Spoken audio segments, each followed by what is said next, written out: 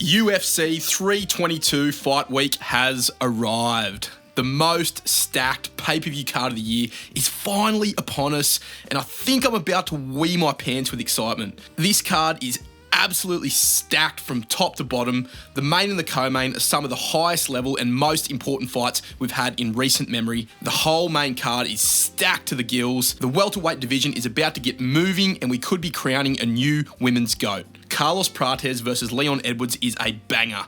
Morales versus Brady is sick. BSD versus Dariush, that main card is absolutely fire. Prelims are loaded too. We've got Bo Nickel versus Rodolfo Vieira, Robocop versus Kopylov, Tracy Cortez versus Aaron Blanchfield, Malcolm Wellmaker versus Cody Haddon, and stacks more. We're wearing our heart on our sleeves on this one, boys. You already know I'm riding with my boy JDM. He's going to starch Islam and completely change the UFC timeline forever. I can't wait for this card. Absolutely insane fights. Without further ado, here are the Punch-On's official UFC 322 predictions.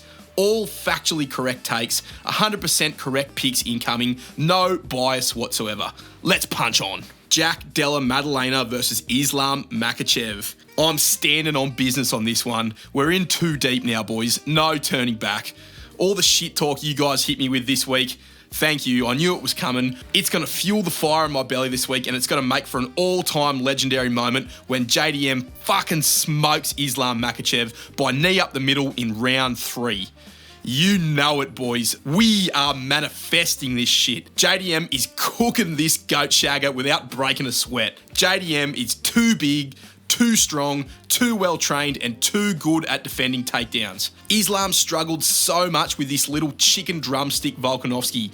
How the hell does he beat JDM? Honestly, please tell me in the comments below. Keep on waffling about this overrated guy. I'm setting myself up for a big crash out and an absolute shellacking from you guys if Islam wins, but it's not happening, boys. JDM is going to stuff Islam's shots, outrange him, and piece him up on the feet and make him look completely human. Well, as much as Islam can look like a human, that is. I'm not saying he'll dominate him. I just think this fight's going to be way closer and more difficult than any fight Islam's ever been in. His main strengths, grappling, control, and submissions, are not going to be as powerful here. JDM is an elite counter grappler. Yes, he can and probably will get taken down, but he has the strength and the stable base to get back up every time. And if he's on the feet, he's putting the hurt on Islam. JDM is going to be feeling him out in round 1, probably biting a lot on the feints and level changes of Islam. And look, maybe Islam capitalizes on one of these reactions. It's kind of inevitable. Islam is an elite grappler and his game plan will most likely be wrestling first. JDM has to be respectful of that. I can see Islam shooting early and getting him down, maybe having a bit of control time on top. Maybe he has a bit of a Hamza DDP performance in round 1 and just locks JDM down without doing a whole bunch of damage. JDM has great grappling defense and he's very hard to submit. And even Islam, who is elite in the BJJ, I don't see him completely mauling and submitting JDM early in the fight. It is risky though. This is the way I could theoretically see Islam winning the fight, by submission while they're both still dry and Islam's gas tank is full. Not to mention, look, I know I was waffling a fair bit in my JDM Islam vid, saying some very bold takes, but come on. Even though I'm hardcore, biased, blind picking JDM, it is Islam Makhachev at the end of the day. I've seen the pictures. The guy's looking massive. He's an insane fighter, one of the best of all time. I've just been stirring the pot a bit this week. I do think JDM wins, but I'm not completely delusional in thinking that Islam doesn't stand a chance. It's a fight. Anything can happen. But people giving me shit about picking JDM, but then saying shit like, JDM has zero chance, JDM's gonna get fucked up. You gotta admit, this is a winnable fight for both guys. But anyway, I think once JDM survives the early threats on the mat, which I truly believe he will, bruh, I truly believe I deserve to survive round 1 and round 2. Yeah, every round begins on the feet in MMA. JDM will start making the most of his limited striking time, and he's going to begin to get reads on Islam's shots as he begins to tire. We're going to see a shift in momentum in this fight between rounds 2 and 3. JDM will start stuffing the shots, Islam will look a bit frustrated, maybe he stops shooting because they're not quite going to plan. Once Islam is stuck on the feet and the wrestling isn't working, it's a different ball game. JDM will shift the momentum with a big shot, maybe an uppercut to the body or a right hook that stumbles Islam. Islam will back up to the cage, look for some space, and JDM is going to pour it on him. He's going to hunt him down and start marauding, landing shots to the body, leg kicks, uppercuts, jab, jab, cross combo. Islam's backing up, looking stressed. He's getting busted up. Some of that scar tissue was opening up. JDM's building. Islam panic shoots and Jack shucks him off. Lands a few sharp combos. Islam's a bit rocked. He goes for another predictable shot mid-round 3 and boom! JDM flatlines him with a crispy knee up the middle that breaks his face. Flatline KO, the Dagestan legacy is in shambles, and the sport is completely shaken up. JDM enters the GOAT conversation, and the MMA world is spun on its head. Prepare yourself, fellas. We're about to enter the mother of all UFC timelines, where the JDM glaze reaches another universe, and Dagestani fans scurry back into their holes in the cliffside. I'm here for it. Completely objective, unbiased, legitimate, truthful, honest pick. JDM by round 3 knee KO. Islam flatlined on the canvas. Absolute scenes. I can't wait. Bring on this main event. And if it goes any other way, I'll be ready to cope and seethe about it for a couple of weeks while you blokes fucking feed me mercilessly on the channel. But I'll still be here. Either way, it's going to be an interesting week here at Punch-Ons. Bring it on. Valentina Shevchenko versus Zhang Weili. Another sick title fight. This one's flying under the radar because of how sick the rest of the card is. But let's not forget, this is basically the female version of Volk versus Islam. Women's pound for pound number 1 versus number 2. Zhang Weili, the former but basically still women's strawweight champion, making her long anticipated move up to flyweight to take on the dominant 2-time champion Valentina Shevchenko. It's basically the best WMMA fight of all time on paper. We're eating well on this card, boys. You know it's good when even the women's co-main event is as hype as this fight. I've barely got any excitement left for this fight after all the other crazy fights on this card, but this one should be epic. Very hard to predict as well. On the one hand, you got Valentina, coming off a couple of close decisions, beat Manon Fiorot, Alexa Grasso in the trilogy, and obviously had the split draw with Grasso in their rematch. Before that, she got fluke subbed by Grasso off a back take from a failed spinning shot. Valentina's a very technically skilled striker, high pressure wrestling when she needs it, endless cardio, and great fight IQ most of the time. The only thing is, Valentina's a bit past her prime, I reckon. 37 years of age, slowing down a bit, likes to fight in a patient, safe style and use her opponent's weaknesses against them. Weili, the Chinese wrecking ball, the pocket rocket, coming off cleaning out her division with title defenses over Tatiana Suarez, Yan Jianan, Amanda Lemos, and before that she won the belt off Carla Esparza. She's on a 5-fight win streak, dominant performances across the board, got plenty of momentum and a wicked style that will see her blitzing into Valentina and taking the fight to her. I think this is how this fight's going to play out. Valentina will be looking to use her range and reach advantage, stay mobile and tap the leg kicks. She's going to want to establish a slow, technical pace early. And if Weili gets lulled into it, that's going to be bad for her. I would say every minute that Weili's kickboxing at range with Valentina, the odds are on Valentina's side. Not to say Weili isn't a great striker, but she's outranged here by about 2.5 inches. That's a significant physical advantage when the skill levels are this high. Both ladies are very highly skilled, some of the most skilled women's fighters we've ever seen. And any minor advantage on Valentina's side, she'll know how to use it to great effect. I think the striking will be in Valentina's favour here, but only marginally. If this is a mostly kickboxing affair though, it'll be interesting to see if they have enough power to hurt each other. Weili's coming up a division, that could be great for her cardio and volume, maybe she's got the lighter women's skill, but she's not the most powerful fighter on earth, even down there at strawweight. Yes, she knocked out Joanna with a spinning back fist. Yes, she knocked out Jessica Andrade, but I wouldn't exactly call Weili a dangerous, heavy-handed striker. Valentina's got a solid chin too, and she's only been TKO'd once in her entire pro and amateur career, back in 2010 to Liz Carmouche. Totally irrelevant to this fight. So yeah, I can't see Weili knocking her out, maybe a big head kick or something, but I don't think so. Weili, on the other hand, we know she's a little bit more chinnable. The Rose Namajunas head kick could have just been a perfect shot, but Weili is human and I think she's been dropped a few times too. Rose busted her up in the rematch too. I do think Valentina Shevchenko is a better striker than anyone else Weili has faced. Not by a lot, but Valentina's just got that elite, technical, safe, high-volume kickboxing and Muay Thai style, and Weili's going to have to respect that. If Weili blitzes in without setting things up, she runs the risk of getting tagged with a knee or an elbow, and we've seen her sat down in this way before. Very close and tough fight to call. I'm excited, and either way, it's going to be a huge legacy-defining moment for either. I'm going to go with the size, power, reach, and physicality advantage here for Valentina. I think the bullet takes down the Magnum, keeps her at bay on the feet, and does visible damage to Weili's face. Valentina is the cleaner, more experienced fighter, and she has the ability to counter-wrestle Weili if she's looking to take her down, or impose her own size and grappling advantage if Weili's taken over on the feet, which I don't really see happening anyway. I'm a bit nervous that Valentina is getting on a bit. She is going to slow down and fade eventually, and she's at the ripe old age of 37, which usually spells bad signs for these fighters. But I've seen enough from Valentina lately, and even though she hasn't been that active and had a few sus moments, I think she has enough tools to win 3 or more rounds over Weili here. I reckon we see these girls give us a textbook, entertaining, high-level women's MMA title fight here. Back and forth, maybe a bit low output, but both girls are going to have moments over the course of the 5 rounds. Valentina, she'll mix it up and use her entire skill set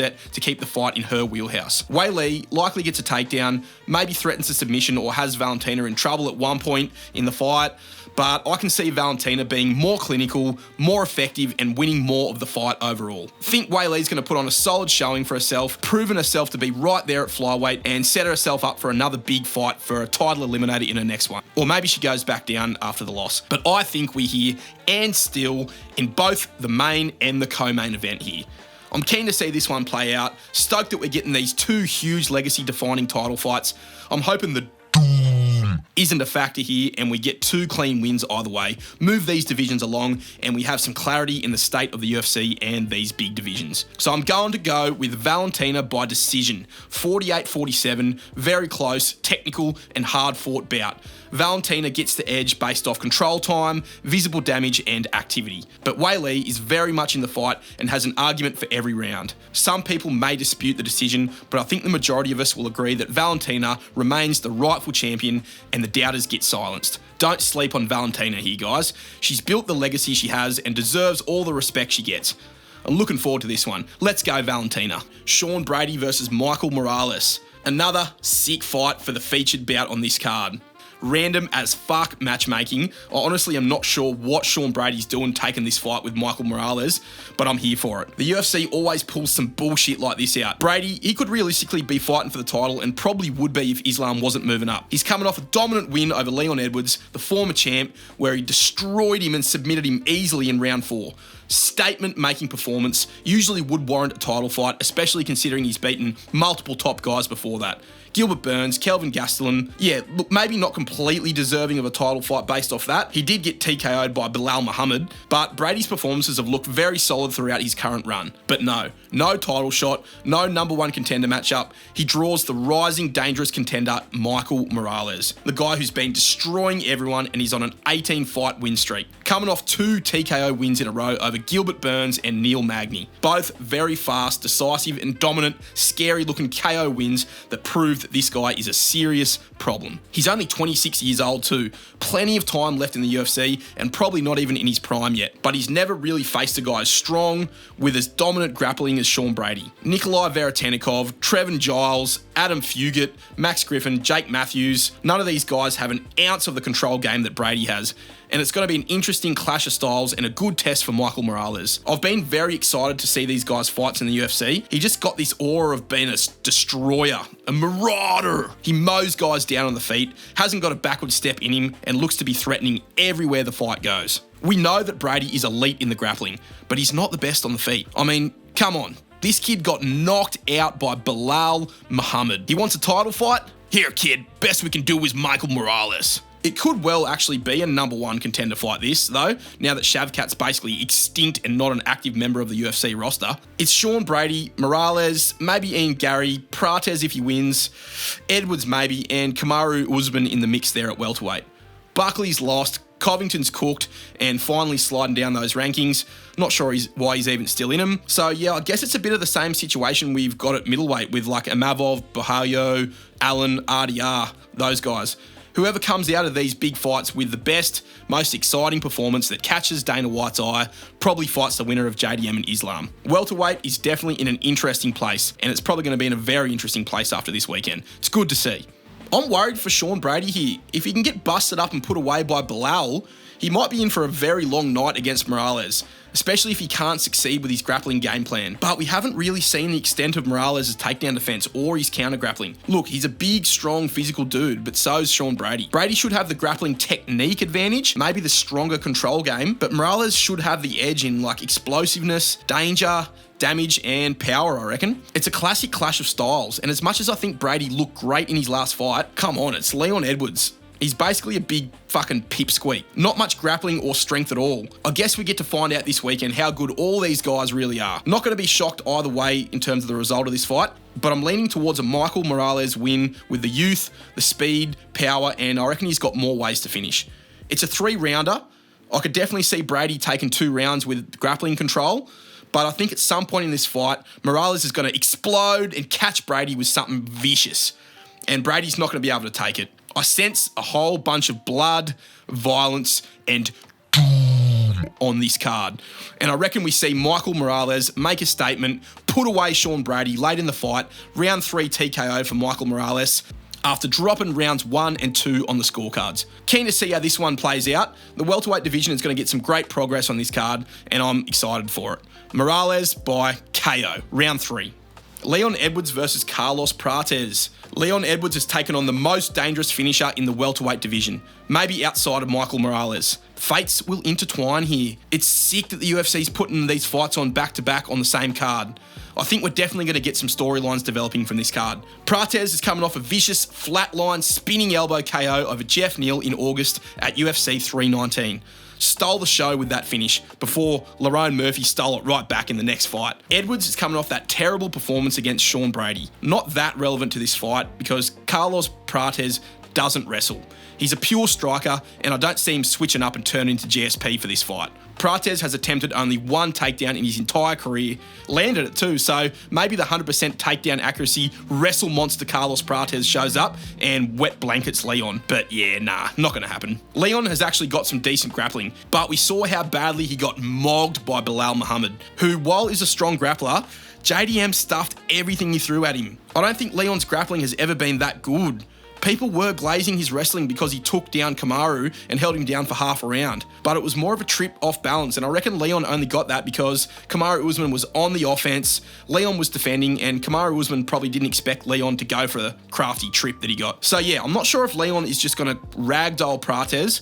We've seen some decent takedown defense from Prates anyway. He's got an 84% takedown defense rate. Just hope he hasn't been taking takedown defense classes from Jean Silva. There is the risk that Carlos looks for some spinning shit in typical fighting nerd style and Leon times a takedown. I think it would be smart for Leon to grapple, as I believe Carlos Prates will have the edge on the feet, power and speed and timing wise. Tough pick still, really.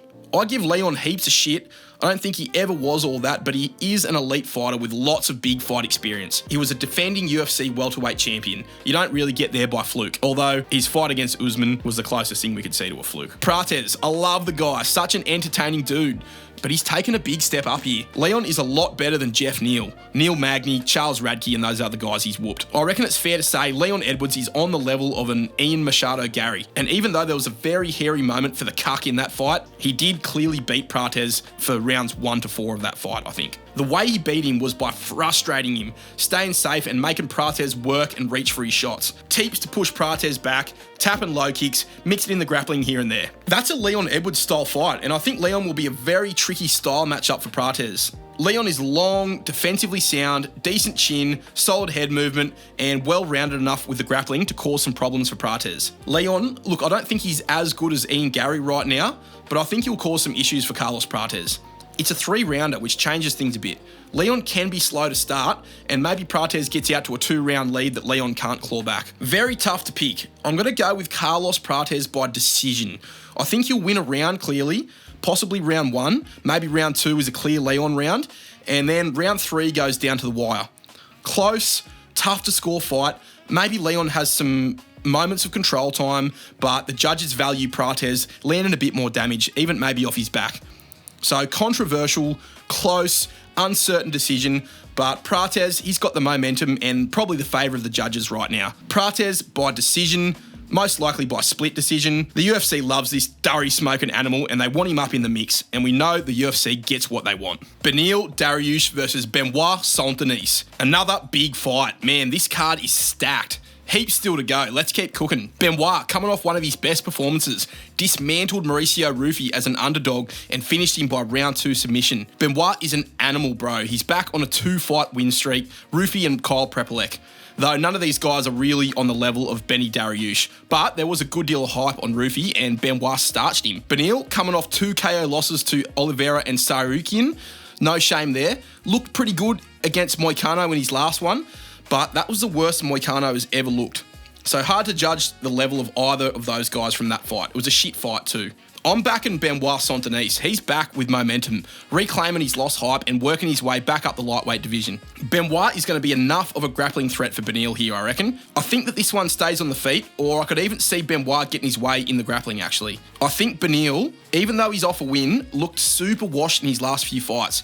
The bloke looks like he's ready for a career as an analyst. He's a nice guy, but I think this might be his retirement party or close to it. It makes sense. It's a huge numbered card in the US. He's 36 years old. He's not that active. I think this could be the end of the road for Beneil. I've doubted him before, but I think BSD is too strong, too dangerous, and will be hungrier for the win. I'll take BSD by finish, TKO or submission. Probably leaning towards a submission, like a club and sub, I reckon, but any result is possible here. I just see it going the way of Benoit Denis. Sick fight to open up an insane main card. Let's roll on to these stacked prelims. Bo Nickel versus Rodolfo Vieira. Little Pickle Nickel is making his return after being humbled by RDR. That's not aging all that well at all. RDR just completely quit and got demoralised and destroyed by Brendan freaking Allen. And RDR starched Bo Nickel. I still reckon there was something wrong with RDR against Brendan Allen. He's claiming to have had some heart issues or something, I think. I saw some rumours going around, completely unfounded in sources, but it would make sense. Nickel got folded up like a lawn chair against RDR. Showed a bit of a lack of heart and a lack of willingness to go into the fire. He's going up against a tough, seasoned opponent here in Rodolfo Vieira. I don't know about this one. If you asked me to pick this fight before Bo's performances against Paul Craig and RDR, I would have said Bo in a heartbeat. Rodolfo Vieira lost to Chris Curtis and Andre Petrosky. Not too sure about what his skill level is like. He's obviously a very dangerous BJJ guy. Got to give him that. But I think Bo's weakness is to guys with heavy hands and a high pace. I think he handles a bit of BJJ because his wrestling is pretty good. Maybe not as good as he thinks it is, but he's obviously a very talented guy on the ground. And he's got a great American wrestling pedigree, for whatever that's worth. Thing is, Vieira is going to have to get into some grappling exchanges in order to force the jiu-jitsu. Either that or just accept guard from his back. Bo should be smart enough to be protective of his limbs and his throat, so I can't really see him getting submitted unless he gets rocked. Definitely could see Vieira landing a big fluky overhand or something. Bo's striking is hot, white, dog shit, but he's okay. Could be a risky pick. I'm not high on either of these guys. Feels completely against my better instincts, but I'm gonna go with Bo Nickel, most likely by decision. I think we see a very James Krause-inspired fight here. Vieira's going to do some dumb shit or just be bumbling around, making mistakes in there and making Bo Nickel look good. People will be like, wow, man, Bo's back. How good is RDR after this one? Yeah, we'll see. Bo Nickel by decision is my pick. Roman Kopylov versus Gregory RoboCop Rodriguez. Banger alert. Sick fight this. I don't know who is being fed to who here, but one of these guys is in for a bad night. Both heavy-handed, wicked strikers. Both have insane pressure and explosiveness. Both could put each other away in a split second. This one is going to come down to who lands best earliest. And I'm a bit unsure about Kopylov after he got thoroughly beaten by Paulo Costa of all people. Paulo did look pretty good in that fight though, so you never know, maybe he's back on the secret juice. RoboCop Rodriguez is coming off an insane, filthy flatline KO over Jack Hermansson. Starched him bad and looked like a gigantic ball problem at middleweight. I'm torn on this one. Could easily see either guy knocking the other out, or maybe they cancel each other out and it goes the distance in some kind of anticlimactic way. But I reckon someone's in for a short night here, and one of them's going to go to sleep. It could equally be either guy. I think this is the perfect fight to bust out the coin flip this weekend. It was a fucking disaster last week. Stitched me up with the Max Jimenez pick, which turned out to be an absolute donkey of a pick. Round 1, Looney Tunes KO that Johnny Walker would be proud of. So yeah, the coin flip's perfect for this one. Here we go. Heads for the bald head of RoboCop. We'll go by KO, and tails for Kopylov by KO as well. Here we go. We got another tails. So that means we're going with Roman Kopylov by TKO. I think that's where I was leaning anyway, so good job, Coin. Let's see if you can get back in the win column this week. Erin Blanchfield versus Tracy Cortez. Another interesting fight. They even nailed the chick fights on this card. I'm going to have to think very carefully about when to take a shit on this card. Oh wait, never mind. Angela Hill's fighting Fatty McCline. Shit break sorted. You won't catch me taking a shit during a Tracy Cortez fight, if you know what I mean. Erin Blanchfield. We haven't seen her for a while, about a year ago. Obviously, she was scheduled to fight against Macy Barber in May, but instead we got the hilarious last-second cancellation during Macy Barber's walkout. Make sure you go check out the worst main events on paper tier list I made a couple of weeks ago. That's a low-key banger that you guys are sleeping on. Cortez has looked pretty good lately. In terms of her fighting, I mean. She's usually looking pretty good. She had a very impressive win over Jasmine Jasdavicius, beat Viviane Araujo impressively too. Pretty stinky loss to Rose Namajunas. Pretty sure that was the fight. She came in wearing big fake eyelashes and Rose punched him right off her head. I've been seeing a lot of footage of Tracy Cortez training hard in the gym. I swear it just pops up on my IG feed for some reason. Just seems like she's training a lot. Like, why else would it be showing up on my phone so often? Very strange. Nah, look, I got Blanchfield here. Outside of the Manon Fiorot fight, she looked unstoppable. I think she maybe gets beat up by Cortez on the feet. Tracy's hands are actually pretty good, but Erin's going to have the clear grappling advantage, and I think she just steamrolls Tracy Cortez on the ground to a clear 30-27 decision based on ground control. Maybe one or two judges give Tracy Cortez a round. That does happen pretty often, but I'm confident that Erin Blanchfield takes this one on the scorecards. Submission is a possibility too, but I'll stick with points. Malcolm Wellmaker versus Cody Haddon. Malcolm Wellmaker, one of the best, if not the best, upcoming prospects in the UFC, let alone at bantamweight. He's a very nasty finisher, undefeated professionally and coming off 4 TKO wins in a row. His last 2 were fast, nasty, clean KOs over Chris Moutinho and Cameron Simon. He's stepping up a bit here against Cody Haddon, a Perth kid, training partner of Quillan Salkeld, and another exciting upcoming Aussie prospect. This guy's 8-1 professionally, only lost to Fleevethink, which is not too bad. Mate, do I even need to explain myself here? We're riding with the Aussies all the fucking way. I don't give a shit how good Malcolm Wellmaker looks. It's Chris Moutinho, bro. This guy's a nasty striker, sure, but nobody check his grappling, brother. Very unpopular pick, this one, but you blokes come at me after Wellmaker is limp in the centre of the canvas after Cody Haddon chokes him out in round 1. Big dog money on offer here. I'm taking it. We're riding with the Aussie prospect, Cody Haddon. If Quillan Salkeld rates this bloke, I'm fucking on board too. Wellmaker, he'll be feeling himself way too much in there, trying to land trick shots, emoting. He's gotten way too high on his own farts, and in the midst of a Malcolm clip farming moment where he's trying to taunt Cody Haddon, Haddon's going to slip under a shot, hit the double leg, wrestle Wellmaker down. Wellmaker will lazily try to get back up to his feet with no technique. He'll give up his back, and Cody Haddon will sink in his signature rear naked choke and shock the world. Aussies all the fucking way, baby. These fellas are going 2-0 on UFC 322, and Perth fucking rises. Let's fucking go, cuz. Kyle Dorcas versus Gerald Meerschaert. Bro, I swear Meerschaert got cut. Surely the loser of this is barely hanging on to their spot in the roster. Dorcas, though, look, he's coming off a shock round 1 KO win over Michelle Pereira. Didn't think I'd ever be saying that sentence. Kyle Dorcas got hands now, boys. He's a problem. Future champ material here. If he beats Meerschaert, just give him the fucking title shot against Hamzat. He would starch Hamzat. Sadly, Gerald has lost 7 of his last 10 fights, quite a few of them by vicious finish. Kyle, hands of steel Dorcas, is going to chin this guy, and we're all going to be living in a world where Kyle Dorcas is back in the UFC and coming off a 2-fight nasty KO streak. That's the shit dreams are made of, boys. I'm locking in Kyle Dorcas. Yes, we just said that sentence as well. Loving the locks against these cook guys. I reckon Meerschaert is in that league of professional losers like Phil Rowe, Matt Schnell, etc. Maybe I'll make a professional losers tier list, but then again, maybe the FBI or maybe James Krause will come after me. Better shut the fuck up and move on. We're putting a lock on Kyle Dorcas. Yes, you heard that right. This is not a drill. Kyle Dorcas is a lock. He wins by TKO or submission inside the first 2 rounds. Pat Sabatini versus Chepe Mariscal. Chepe Mariscal is the pick here.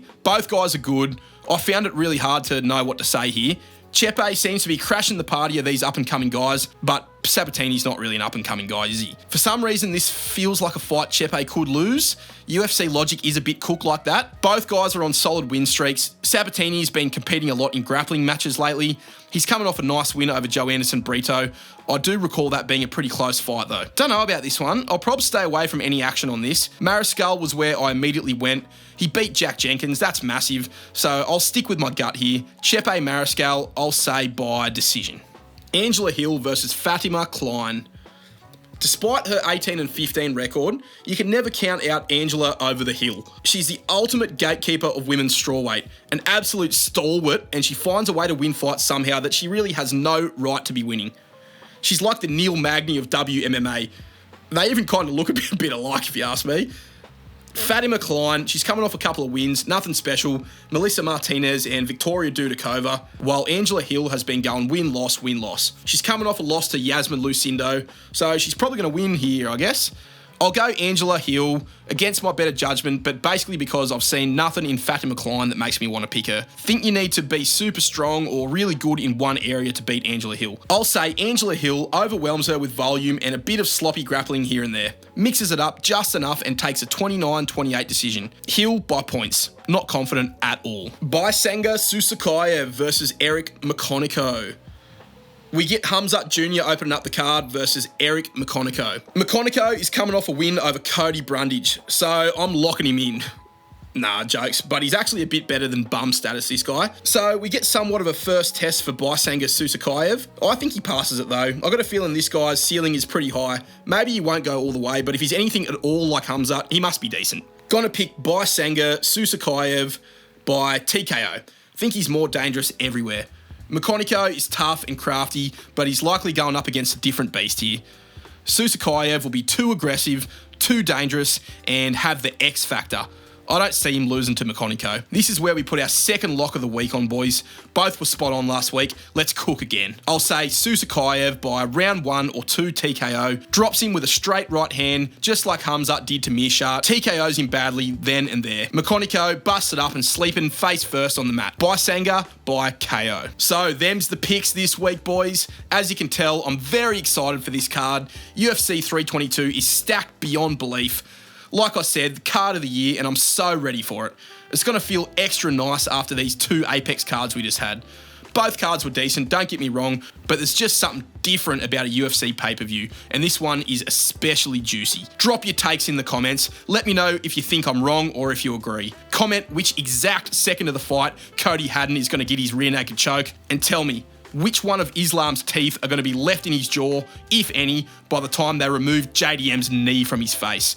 Might need a pair of pliers to dislodge it, I reckon. Like and subscribe. Come and help me stir the pot a bit and roast me for my cooked takes this week. It's all love. Enjoy the card, fellas. UFC 322 is going to be epic. Punch on.